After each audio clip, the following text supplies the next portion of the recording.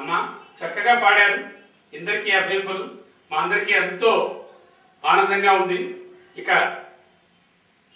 తరువాత పాడబోయే పాట త్రికరణ శుద్ధిగా. ఏ పనైనా సరే త్రికరణ శుద్ధిగా చేయాలి.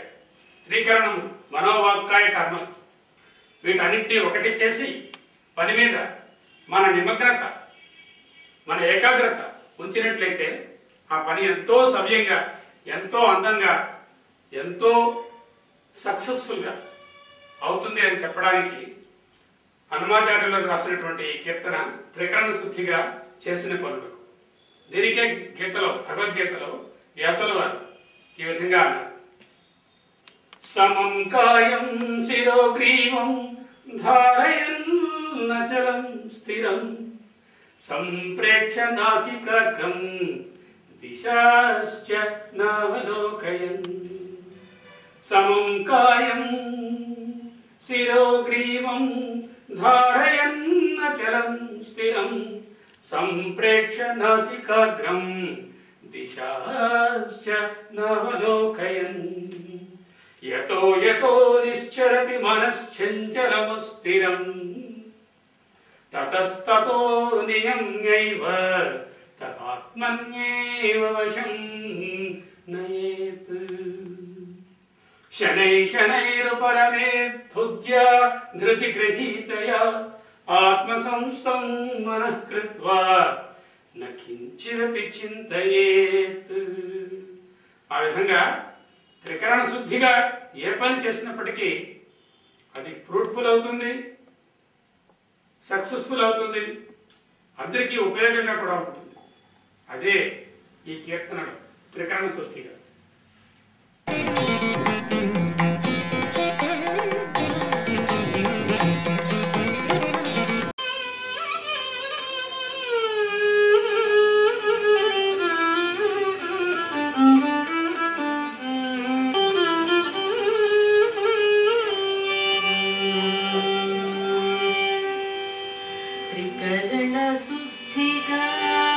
చేసిన పనులకు దేవుడు మెచ్చును, లోకము మెచ్చును. త్రికరణ శుద్ధిగా చేసిన పనులకు దేవుడు మెచ్చును, లోకము మెచ్చును. ఒకటి కోటి మునితమ్మకు మార్గములు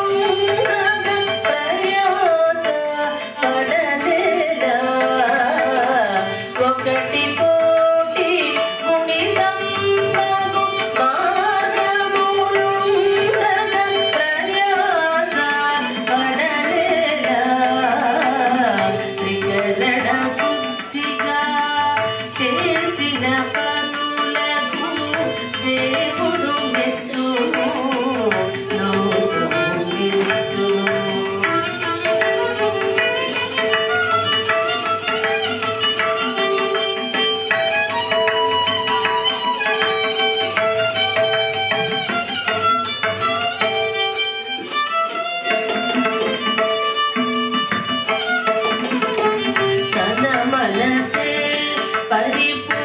పరిపూర్ణమైన గోదావరి గంగా కావేరి తన మనసే పరిపూర్ణమైన